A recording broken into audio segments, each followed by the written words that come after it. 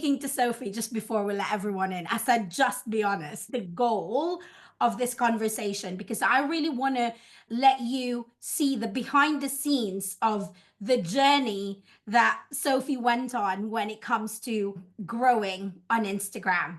And it's an incredible journey. And if you've got any questions, let me know in the chat, and we will have some time for questions later on. This is really the opportunity for you to ask. Sophie was like, shall I say this? I was like, tell them everything. you know? So yeah, let's ask her how many times she posts, what's the posting method, all of that.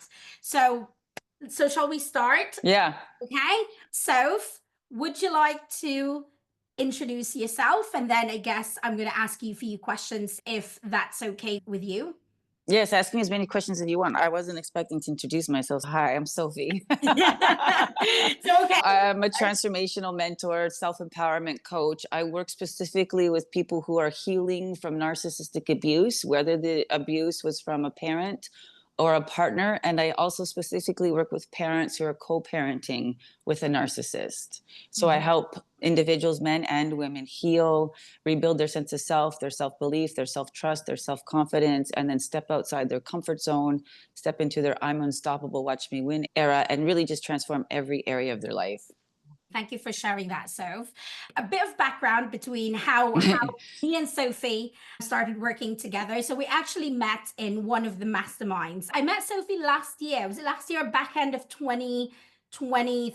I think it was 2023. Yeah, back in we started working together. I think it was December of 2023. 2023, yeah. Something like that. We started working on a one-on-one coaching container, and then you joined the Insta Growth Academy at that time that went on to being an Insta Accelerator. This method me and Sophie went through, it's the same method that I teach inside the Viral Reels formula. We were trying to find the Viral Reels formula for Sophie. Yeah. I really believe that each of us, all the clients I've worked with, even people in the same niche as me, has got its own formula. So Sophie had about 2,000 at that time. So what was your journey before we started working together? Were you posting every day? Remember you said you hired like a social media manager. What was that? Yeah, I basically came out of retirement. I thought I was going to retire early, and I got bored. And when my son went to daycare, I thought I want to start doing work again. And I was a coach and a trainer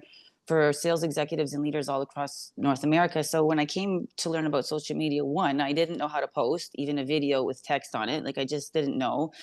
And I didn't know who I was or what I wanted to be. So I hired a social media company. They started taking gorgeous pictures of me in these videos and writing these posts. But I was like, I don't want to say that. That's not my voice. I don't want to talk about that. Why are we talking about this? Why is nobody even asking me what I want to talk about? So I spent time and money, and that's how it started. And then I hired a mentor. I felt like I was going to university for social media. It was just like I was learning messaging and copywriting and hooks and positioning and call to actions and postings. It was a lot. And I started with carousel posts, and I didn't know how to use Canva. I didn't even know what Canva was. I'm going to be honest with you. The technology for me was like the most excruciatingly painful thing for me to learn because I just never used any of it before. Basically, I was a Word girl. I was a speaker. So I had some PowerPoint slides in Word and I'd go do my thing. So that was really extremely challenging, not knowing who I was, what I wanted to say, how to use the technology, and really how to put even a post together. I was writing essays. I remember that. Like long essays.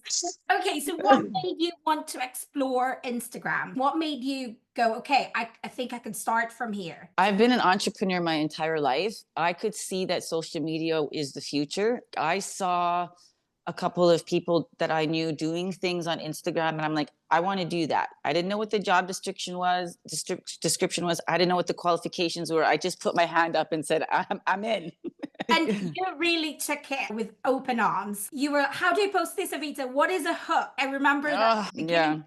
Bear in mind, guys, I'm sharing this because this was a year in the making that Sophie's account exploded. And I remember the time I keep on saying to her, Soph, I know it's a little bit slow, but I promise you when it happens, it will happen fast. Remember, it will happen faster than you'd ever imagined it could be.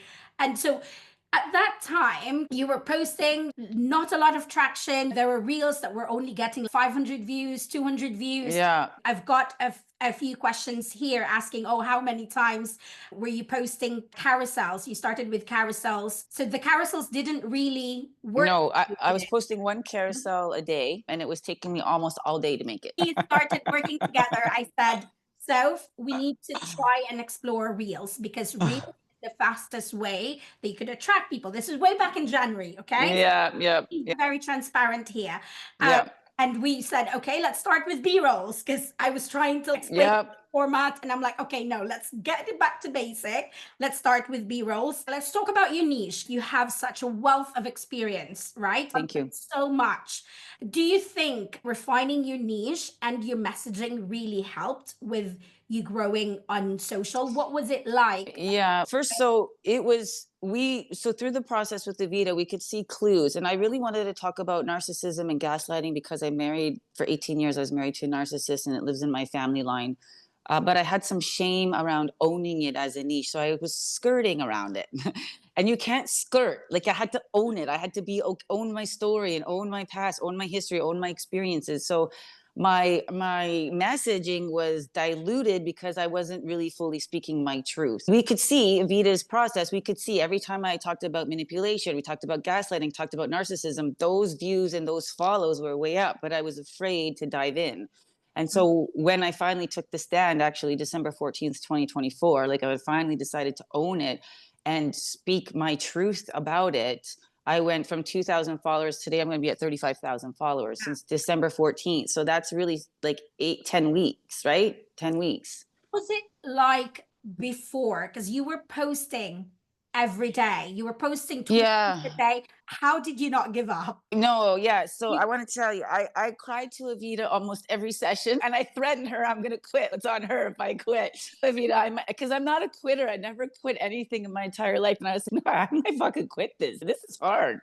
And how did I not give up? I'm going to tell you how I didn't give up. I knew could feel there was something for me on the other side. Like I might cry. And I could feel the only way I'm not going to get my dream come true is if I quit. And I knew I just had to learn some things. And I know I can learn things. It just is hard for me because I'm not a technical girl. So this was not about going and standing up in front of 500 people and learning how to give a speech in an hour. It wasn't like that. This was like minute detail, like how do you drag a picture, and if you don't get it in the exact corner it doesn't go in, and if you don't know that then you're stuck, your picture doesn't go in, and I'd be frustrated all day. And the level of frustration I experienced all day long was, I hope nobody ever experiences that level of frustration. Like I pretty much, I'm gonna be so honest with you, I pretty much cried every day because it was so hard and frustrating, because I'm a high performer. I know myself to have won at almost everything I've ever done, and this, I was feeling like a failure every day. I've been at it for 2 years and I've been working with Evita for a year. So I didn't quit. Like that was the question, because I believed, I believed that I could feel on the other side of this was everything I wanted, the clients I wanted, the mentorship communication that I wanted, the way I could work from home, the abundance that I wanted. I felt that, and I believed in that more than I believed in anything else. In the day to day, like I want to break it down and paint a picture in a day to day because it's hard, right? Like creating Mm. a reel and seeing this 8 reels that you've done in the last few weeks didn't work. How did you just have to like, you know what? I'm just gonna do it. Like how? Back then? Yeah, back then. Like now I know you can pump out lots of reels. Yeah. I think we started with, hey, let's post. I think we started it so slowly and we were like, so if we can just post, I think we said 2 a day, right? Yeah. Then we 2, then we did, but it was B-rolls and you started talking, you did talk Yeah. reel, Yeah. you did Yeah. different versions of different formats. Yeah. Yeah. Could you share a little bit about your process before the growth? So I've focused solely on creating content. I only knew how to do carousels and reels. Reels ended up being easier for me than carousels. I was learning ChatGPT, but I hadn't had it refined. And the hook version for me, like the hook, I just got hooked after a year. I couldn't get it. Like I didn't understand that the hook, I didn't even understand that the hook was what we hook people in and the reel is like we reel them in like a fishing rod. Like I didn't get that as a concept. So I was leading with proving I'm smart. Look what I know, rather than what do you need to hear to want to listen to me. So that was like a disconnect in the beginning. But what my process was is I did my research. I have, I don't know, 200-300 viral reels and did what was recommended to do in the program, and I modeled what I saw and I tried to put my truth around it. I led with my personal story for so long. I was so vulnerable. My God, every day I was like, wanted to throw up. And I just kept going, even though I felt like I was throwing spaghetti at the wall. And here was the other thing. I listened to Eckhart Tolle, and I remember him saying, I would sit in front of my computer for my dedicated writing time, even if a word came out or didn't. And so I sat at my computer for my dedicated reel making time, whether I produced great reels or I didn't. And I got so comfortable with producing crap and putting it in the world out there and being so embarrassed with my work and being judged, like, oh my God, what is she doing? You know how many people ask me, what are you doing? And I was like, I will get it. And the practice I'm doing now will make it easier for when I get it. Because when I get it, I'll have the skills to put it together. So I'm going to put it out there. I'm like, I might cry, even though it's embarrassing work for me because it's not to my standard. But this is my training process, and my brother contextualized it so perfectly yesterday. He said, yeah, Sophie, you went through 2 years of retraining. Like you came out of the corporate world and then you had to retrain to learn how to get into today's society. Like I was like, oh, that's just such a good context for me. Like, honestly, so you downloaded every single chat GPT prompt I had. I did. You did. Every time, like I could see on social, you were still, even though you had direct access to me, you were still downloading everything. You were Well, showing up on the other calls. Different people it will land with them differently. Like I had to do the same process as you do. And I always say that 90-day challenge, and I'm always being honest, like that was the hardest thing I ever had to do. Because it really challenged me as a person. I'm like, why can't I do this? I get paid so much yeah. in a corporate role where I lead and I've got 55 million budget and blah blah blah. But in here with a tiny phone, why can't I do it? But Yeah. by putting out your work, and it's by putting out reels that I've gone through the same process as you have. And honestly, I'd gone through the emotions. Yeah. And I could feel, I know I had the feeling that, you know what, it's going to work out. And I don't know Thank you. how, but I'm just going to keep on working, keep on producing the stuff. And one day it will all make sense. And when it did, and I remember that moment going, that's how you do the hook. Yeah. 3 seconds. I was like, oh, duh, Evita, what was this? And it just snowballed from there. Yeah, the hook was the hardest part. And then I would write copy, and I even had people call me out. There's nothing substantial in your caption. And I was like, oh God, okay. And I was scared to say what I really wanted to say because I thought it was too edgy or too forward or too intense. I was just so scared. Meanwhile, I was like one of the top executive coaches across North America for like our top executives. I used to call these people out all day fucking long. And I'm like, how come I can't just say what I want to say in these captions? And then I said, okay, you know what? I have to take bigger risks. I got to be okay to be vulnerable, and I got to say what I want to say because I want to build a business based on what I want to say and see who I attract. And then I started to do that. And like people were very interested. It was controversial. I can't even keep up with the comments on my page. Like they just go. You had so much gold in the captions that you wrote. Yeah. You were writing. You were like just writing what you were feeling. You were like, look, Evita, I still want it to be me. And I've always been like, let's grow your account. Yes, there might be some hooks that we needed to use, but it still needs to be authentic to you. Remember, we went through your captions. I read through your long story. Yep. Like, yep. Oh, there's so much gold in there, but we're not putting it to hook people in. Like you right. have so much views that's hidden in the captions. Yes. There's so many things to work when it comes to growing your Instagram, right? But I would always start from the beginning. First, traffic. If it's traffic, work on your hook. Once you get better with your hook, refine your captions. That rings in my head today. I want you to know, like even yesterday, I was like, you know why I deserve this? Because I work on my hooks. Because Avita told me to work on my hooks. So I go into the hook bank and I take it and then I sit with it and I work that hook for 15 minutes until I get that right hook. Yeah, because it's true, because people get so hung up with, oh, I need to have the right video to go with it, or I need Uh-huh. to have the right caption to go with it, or I need to do this, when actually start Yeah. with traffic. Once you've Yeah. got the views, Yeah. you've got views and there's no conversion, then time to fix your captions. But until then, get Yeah. better with hooks. Work on your hooks. That if I could offer, that's the number one. There's so many pieces of gold that you say, but the work on your hooks, like it's still in my mind. And every day I work on my hooks, and I have like lots planned out, and then I rework them, and based on what I Mm. think is relevant. Yeah, it's important. I didn't believe you at first, I think.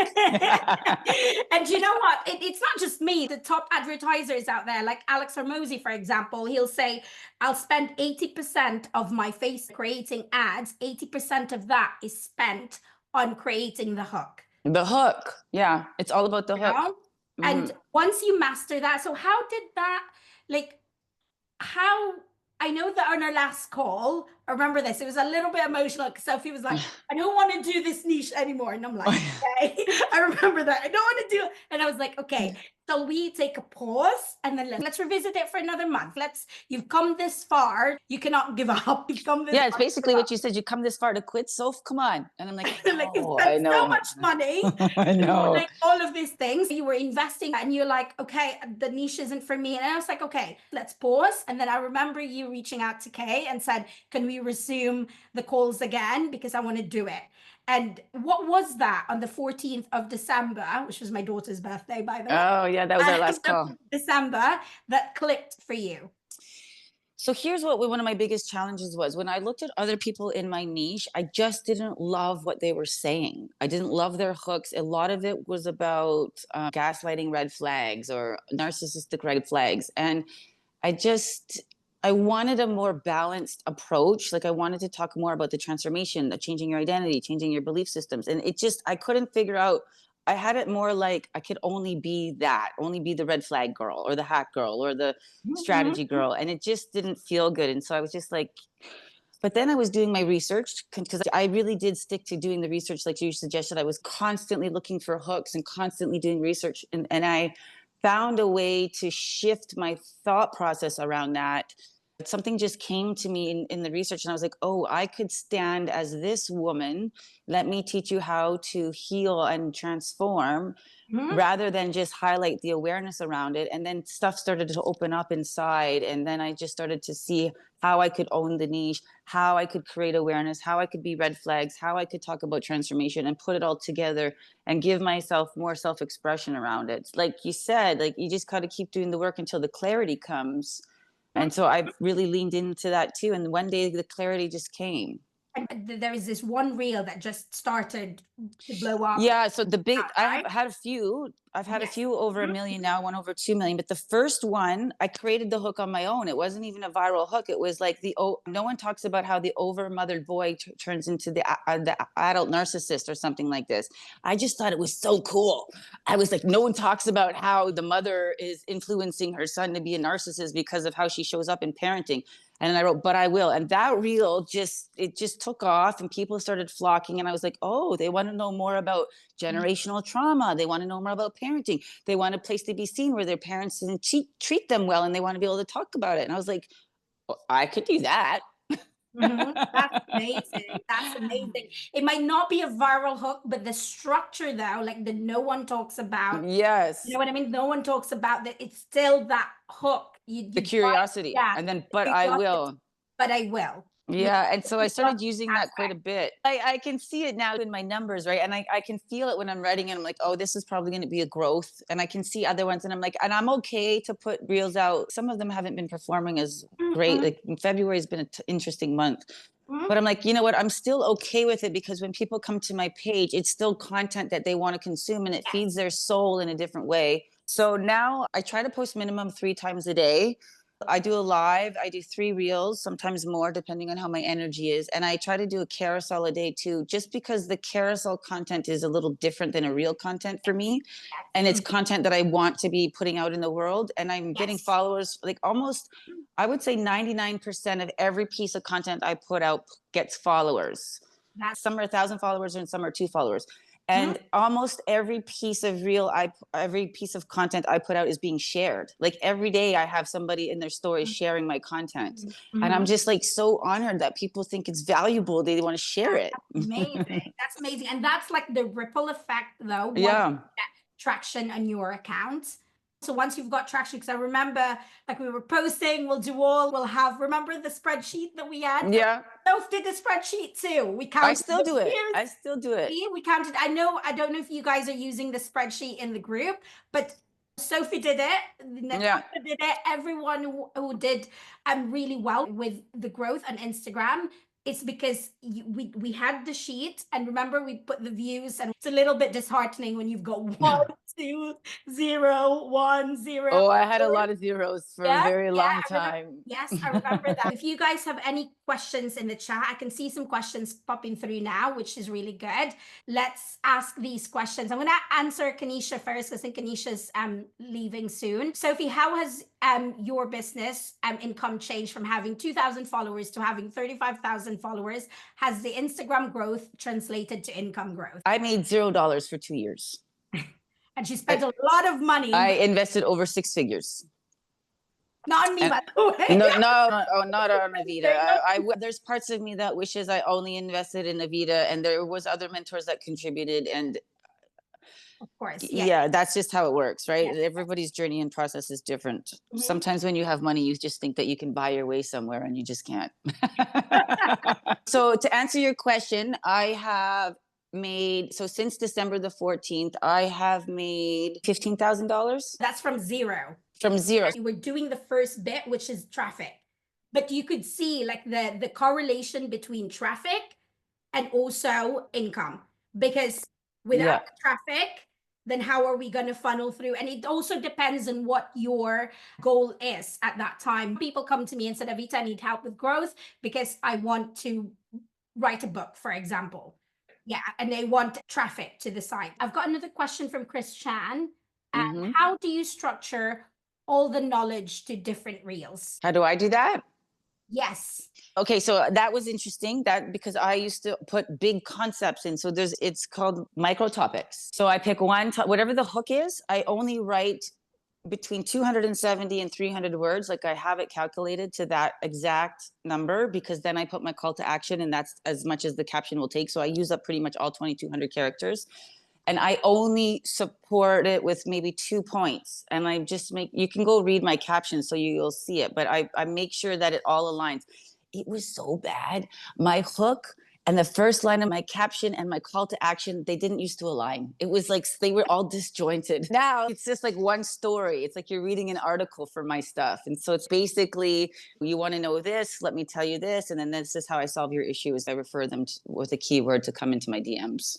That's amazing. So I've got one from Kelly. Do you think carousels are worth the time? Carousels, yes, they are worth your time for conversion. Carousels is really good for conversion, especially if you're similar to Sophie's niche. I think for a longer explanation, carousels is better. But carousels really, in a lot of accounts, in some accounts, carousels will help you grow. But in other accounts, I know that carousel is not a growth feature for me. I do know someone who's in the same niche as me. Her growth is carousels and not reels. So do you see what I mean? Everyone has got its own formula. Over to you. Yeah, so carousels are not growth for me. I use them to express myself and to talk about things that I can't necessarily get into a reel because it doesn't align with the hook. I use it for education. I use it to feed my client's soul. It's like nurture. It would be nurture content for me, but they're not growth. I do gain followers, but 3 followers, like it's not a lot, but they do get shared. The interesting thing is my carousels get shared. 23 people share, 39 people share, 4 people share my carousels. So I feel like that's just that's another great piece of content that's getting me into other people's circles. So and because I like to do them, I do them. Part of my to-do list is to put more carousels out. That's in my to-do list, but Mm. I will get there. It's all about priorities. Social, there's so much that you need to learn. I remember when we started doing the viral reels, you were like, okay, Vita, what do I post in my stories? What do I do with I was like, okay, let's calm down. Let's start refining the hook. Here's an interesting question. I've got, what helped you the most? Was it the accelerator, Instagrowth, or is it working with Avita one-to-one? I'll answer this one, and then you can obviously give your view. Sure. It's different access, like there's different price points for different access, right? If you want to work with me one-to-one, I do have a very limited space for that, but it is at 10K. It's a different access. Whatever I work with clients, it's the same method. I don't have a different method for Sophie, for example. We literally gone through the same method. However, there's support. So it's a personalized support. So I get to speak with her. I get to see how she's writing. I get to help her personally.